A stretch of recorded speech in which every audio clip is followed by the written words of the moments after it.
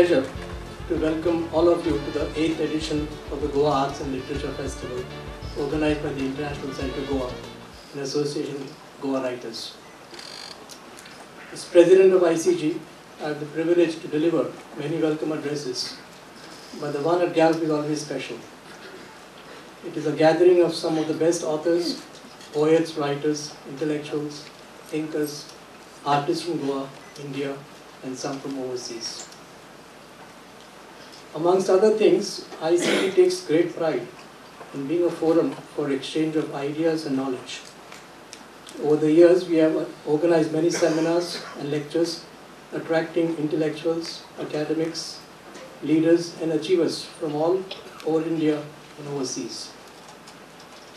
ICG itself is a non-partisan society whose one objective is to plan, promote, and provide for understanding. It is only those with mettle that stand out. What makes GALF different? Its location in Goa, famous for its natural beauty and hospitable people, gives it a head start.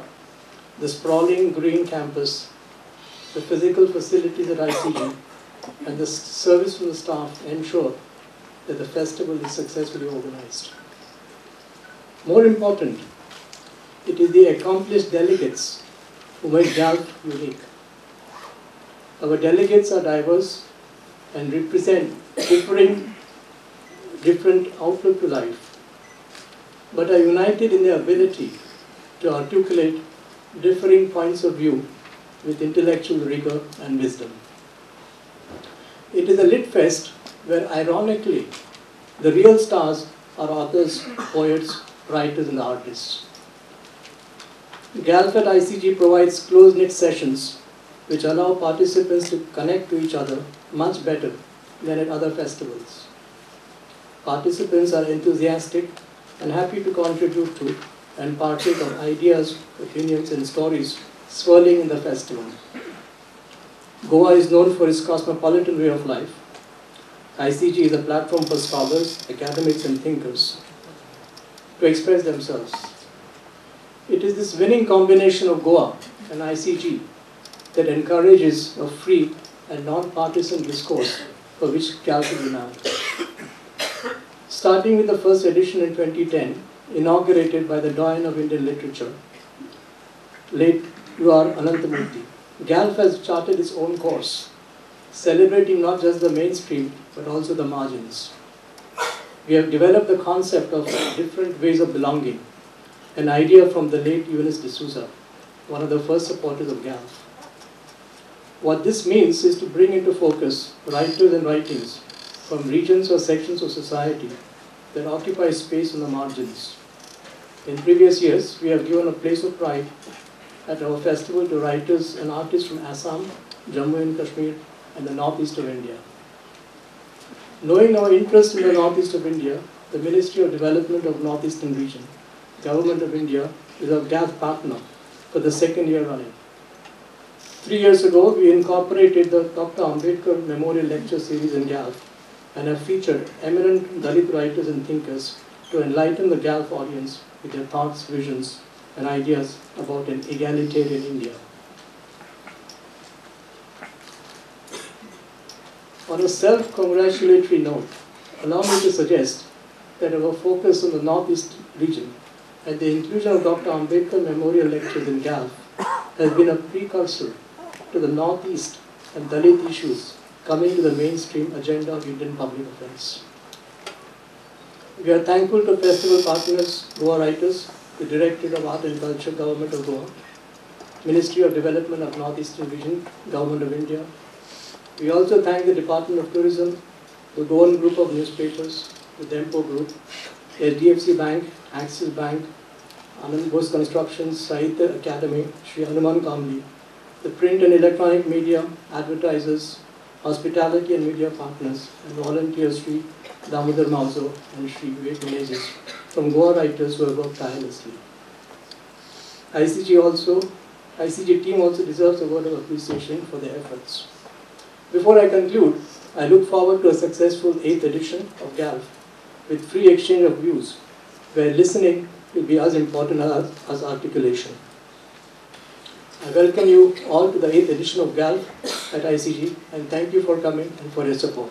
I'm going to speak on history beyond chauvinism and why the historian must move beyond 4 kinds of chauvinisms to which the discipline is particularly prone.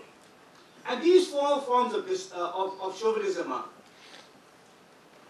the chauvinism of source material, the chauvinism of disciplinary affiliation, the chauvinism of political ideology, and the chauvinism of national affiliation. These are 4 kinds of chauvinisms to which historians are particularly prone. And I try and explain why we must try and move beyond each of them. But before I do, let me tell you how I became a historian. I've never studied history in my life. It's a fact my enemies gleefully seize upon. And I have no degree in history. I did science as a high school student and then ran away because I wasn't good enough. I wanted to do literature, actually, as an undergraduate, I wanted to do literature, but I was too scared. I mean, you will appreciate this. If my gender was British, I could have done literature. But in those days, among our kind of people, conservative South Indians, men did not do literature. So I somehow stumbled into economics. I wasn't very good at it. I got a low second class in my BA and my MA. Fortunately, found escape by reading the works of the great pioneering maverick anthropologist Barry Relvin and started a PhD in sociology. Now, this brings me to my first kind of disciplinary chauvinism, because it explains also how I became a historian. The chauvinism of disciplinary affiliation and time. You know, when the clock struck midnight on 14th and 15th August 1947, 2 nations were born, India and Pakistan, as you know. But as far as the Indian Academy was concerned, that divide, midnight, 14th, 15th August 1947, is also a profound and preposterous disciplinary importance. What happens before 15th August 1947 is history. What happens after that is political science and sociology. So I was doing a PhD in sociology, and my doctoral dissertation, which eventually became my first book, was supposed to be a fieldwork-oriented study of the popular peasant stroke environmental movement known as the Chipko Andolan. Sociologists did fieldwork, historians buried in the archives. Sociologists dealt with what was post-47, historians dealt with what was pre-47. So that was what I was taught, like a good paid-up sociologist to do it. I went to the village where the first Chipko movement took place. It's called Mandal. It's in the upper Alaknanda Valley on the way to Badrinath. It's about 4/5 of the way up to Badrinath. That's where the first time peasants of the Himalayas stopped commercial ferrying. So I went to meet the headman, who was instrumental in organizing the first protest. His name was Aram Singh Bish. May he be happy wherever he is. I don't think he's alive anymore, because he transformed my life. He also transformed the life of the people of his village. And I was telling him, I said, tell me, how did you first decide to oppose commercial selling in 1973? This was 1980, 7 years after the Chipko movement had broken up. And Aram Singh said, he said in Hindi, he said, actually, we have a long history of protesting against state takeover of forests. The forests are integral to our life, our livelihood, our medicine, our folklore, our ethos. And in 1920, he said this in Hindi, in 1920, a British commissioner called Wyndham came and said, I am taking over your forests. And you know what we did to him? You know what my forefathers did to him? We caught hold of him and said, our forests are ours. You want to take it over? This is what we do to you. We put him on a donkey. We painted his face black, put him on a donkey, turned him upside down, and sent him out of the district. That was the first time we protested against state takeover of forest. It was a fantastic story. So I went to the archives in Delhi to see, isme kuch hai kya? Is this guy making it all up? He was not making it up entirely. Some of the facts were wrong. The chap who came was not a British commissioner called Wyndham, but an Indian forest officer called Kesav Anand Mangai. The incident happened not in 1920, but in 1906. It happened not in the Alaknanda Valley, where I talked with Aram Singh Bish, but in the Bhagirathi Valley, which is a valley to the left. But this is exactly what happened. the Tehri Maharaja sent Keshavarat Mangayan to the villages near the Chandrabandhi temple and said, from now on, the forest belongs to the state, not to you. And the villagers of Chandrabandhi caught hold of this chap, painted his face black, put him on a donkey upside down, and sent him away. And that absolutely fascinated me. That transformed me into a historian. Even though I had to fight a lot with my PhD supervisor, because sociologists didn't go to archives. Sociologists didn't go beyond, before 1947. But I was just absorbed by working in the archives. And I found it much more congenial than doing field work. For one thing, documents don't answer back. Right. So, I learned through example that one must breach these sacred boundaries. You know, history should be an integrated discipline. History is something that is both a branch of literature and a branch of social science. Through the 300 years that we've had history as a modern profession, of course it was an ancient profession, the Greeks also wrote history, but the first modern historians, such as Gibbon in England, Michelet in France, were writers. They saw history as a branch of literature. It was about emotion, psychology, great men, great women. Then, in the late 19th century, two great Germans, Marx and Weber, converted history into a social science. And then it became about class and politics and society and the state and social change and religion. And it became, at the same time, while becoming perhaps more analytical and more insightful, it also became more dull and boring and jargon-ridden. So history is both a branch of literature as well as a branch of social science. So the first lesson of anti-chauvinistic history is borrow or steal from other disciplines. Your discipline won't have everything. You may, if you're writing about peasants, have to learn from sociology. If you're writing about forests, you may have to start a conversation with ecologists. If you're writing about climate change, as now historians are now, you must start talking to meteorologists, geologists. So the historian, above all, must recognize that his or hers is an integrated discipline. Now this, by the way, applies to other social sciences too. You know, the boundaries between social sciences are very zealously guarded.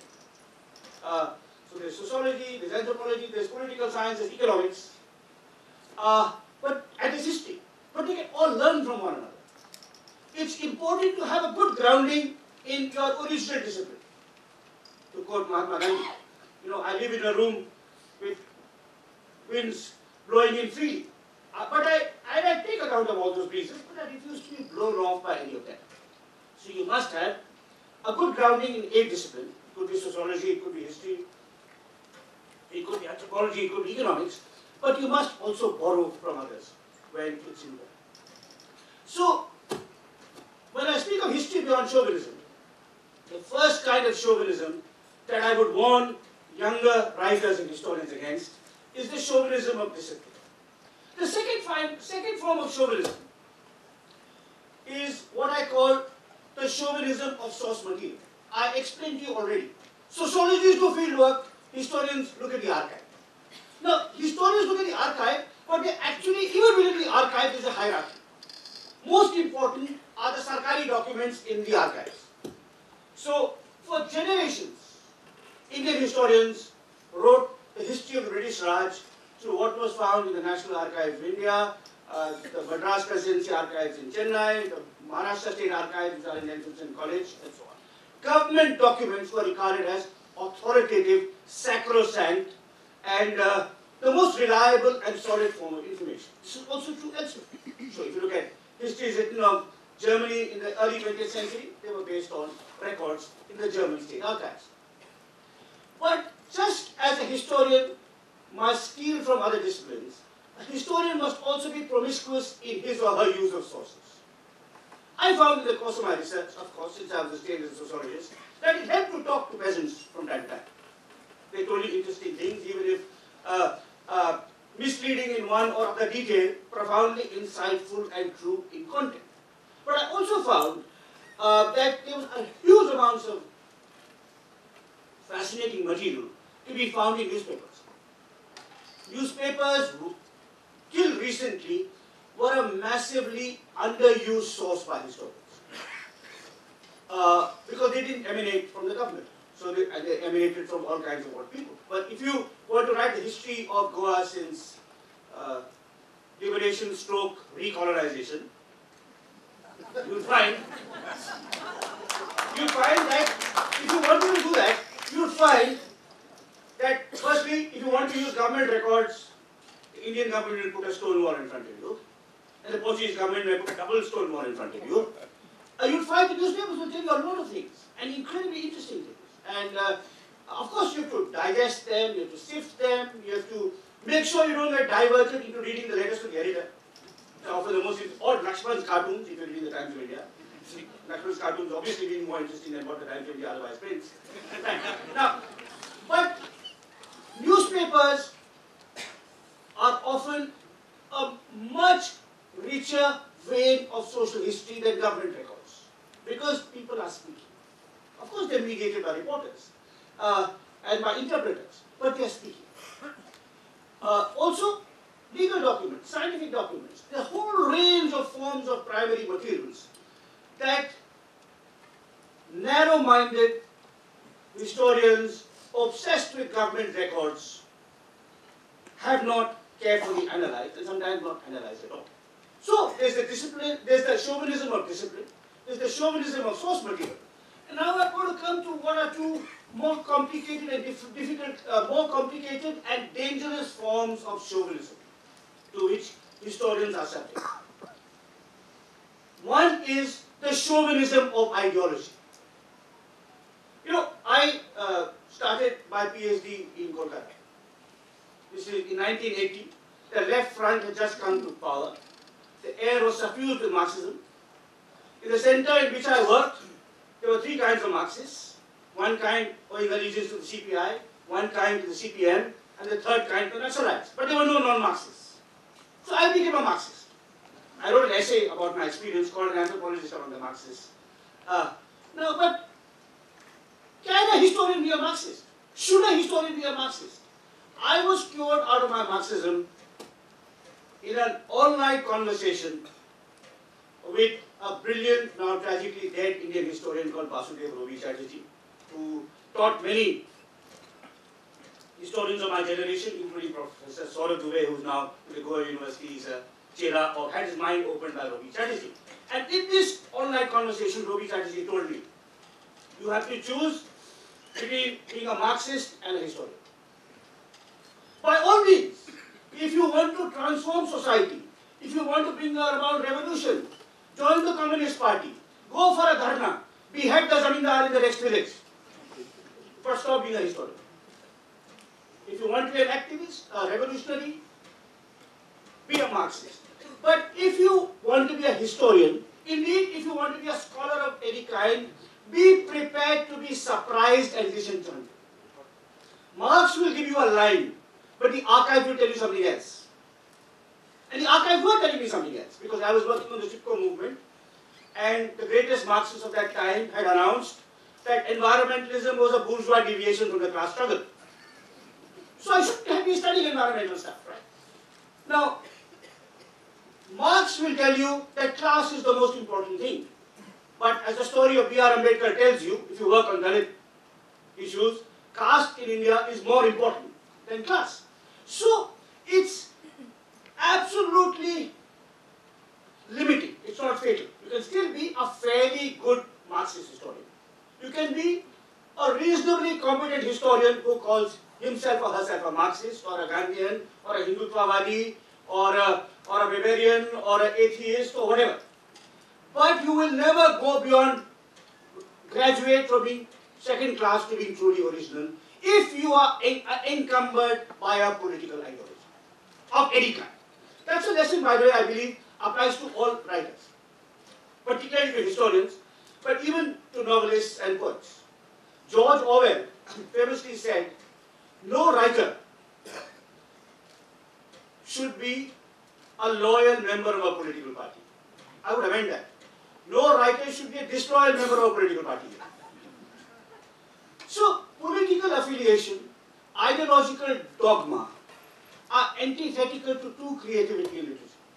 We know many examples of writers in India and elsewhere, creative writers, novelists, poets, artists, who have been limited by membership of a communist party, a fascist party, or a XYZ party, right? And these examples are legion. But do you know that the man who said Indira is India and India is Indira, before he said that he was a great Assamese poet? But what happened to him afterwards, right? So, and this is even more important for a historian, because history, the aggregation of how human beings change and evolve over time, is too complex, too unpredictable to be subsumed or reduced to a particular ideological, philosophical, or religious lens. You cannot be a Marxist historian and do really good history, and you cannot be a Hindu or a Muslim historian and do even mediocre history. Marxist historian would read second class, and if you're a Hindu historian, it will be third, fourth, fifth, sixth class. Because religion obviously is even more limiting as a lens than a modern social science ideology. So a historian must try and transcend these three forms of chauvinism: the chauvinism of discipline, of method, and of ideology, and find it. And this is sometimes the most difficult: the chauvinism of nationality and nation. I call myself a patriot, as opposed to a jingoist. I love this country. I was born here.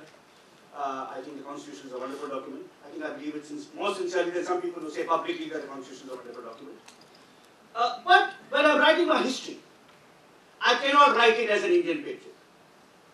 Both me and Jose were kind enough to mention my book, India After Gandhi. And among the things I would say least dissatisfied with in writing that book is that when I wrote the chapters on our border disputes with Pakistan and our border disputes with China, I tried to write them as a historian, not as an Indian historian. After the book came out, there was an interview in a magazine where I said that our case on Kashmir was not constitutionally foolproof. And that, of course, became the headline. I said many other things, but this became the headline. Guha says India's case on Kashmir is not constitutionally foolproof.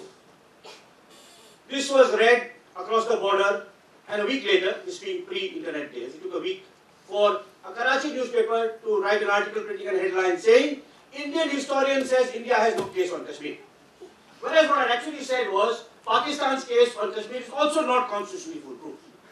Likewise with our debate with China. If you look at our border conflict with China, and you study it as a historian, not as an Indian chauvinist, you will find that India's case on the western border, that is dealing with Iraq, is much stronger and more robust than China's. On the other hand, our case in the eastern border, which is now Arunachal, is more fragile. And that's the root of the problem. That's why our dispute with Pakistan and China is so complex, so enduring, indeed so intractable. Because neither side is wholly right. So I think it's very important for historians to try and go beyond these forms of chauvinism. Now, how much this applies to other writers, I think to some extent it does. As I said, it's fatal for an artist or a poet, not fatal, but limiting and constraining for an artist, a poet, a novelist, a playwright to be a member, even a disloyal member of a political party. I think just as historians have to be integrative and interdisciplinary, so should sociologists, economists, anthropologists, and so on. Now, I'm often asked, what are the lessons that history teaches? And I must say, I have been a practicing historian for almost 40 years. And I see history as a branch of literature, as a branch of social science. I see it as something that can illuminate, entertain, ask difficult questions, give you pause to reflect about your prejudices, shed some of the prejudices you by reading a great work of history, but does it have any lessons? I am hesitant. As far as I am concerned, the only lesson that history teaches you, which is really also a lesson of anti-chauvinism, lesson that tells you not to be chauvinistic or hubristic. The only lesson that history teaches is there are no permanent winners and losers. I'm going to give you this last thought as I conclude. That historians can't design better health policies or science policies. And historians, I've already said, historians should not be members of political parties. She certainly shouldn't be advising presidents either. There's a very fine contemporary historian, Neil Ferguson, who's high quality. I mean, you may not agree with all his views, but he's a high quality historian who's advising presidents. He advised President Bush on the Iraq War. You know what happened. That didn't deter him. So he's now proposed that just as the President of the United States has a Council of Economic Advisors, he should also have a Council of Historical Advisors. That would be a disaster. I personally would want to run away from it. But I think the only lesson history teaches you is there are no permanent winners and losers. America has to learn this just yet. This is a lesson that applies to heads of companies, heads of international centers, writers, historians, generals, playwrights, scientists, everyone. The wheel turns. What is common to Manmohan Singh, Ratan Tata, Verghese Kurian and Sachin Tendulkar? They didn't know when to retire. They thought they would be permanently successful. Not just for all their lives, into their 70s, their 80s, their 90s, but in all their afterlives as well. But history teaches you that there are no permanent winners and losers. And in that is a caution for, of course, a powerful politician, an arrogant writer, a general with all the battalions, but it's also a caution for the historian. The historian must know, and this is the last thought I'm going to leave you with. The historian must know that his work or her work will always be superseded. Arthur Koestler once famously said, I will exchange 100 writers today for 10 writers in 10 years' time and 1 writer in 100 years' time. Now, that's a noble ambition for a novelist or a poet. But I will not be read 100 years' time, in 100 years' time. History moves on. And my favorite historian, Marc Bloch, a great French historian, who was both a writer and a pseudo-scientist, expressed it beautifully. He said, in the introduction to one of his books, he said that if through confrontation with my false conjectures, history learns the truth about itself, I will be well rewarded. So I think that's, in a sense, my last thought, that chauvinism is constraining when writing about the past, including the recent past, chauvinism of different kinds. But a historian must also guard against arrogance and hubris. History is a conversation in which the historian must always be prepared to know something which the politician, the cricketer, the general, the businessman does not always know, that the person coming after him will write better, more reliable, less chauvinistic history.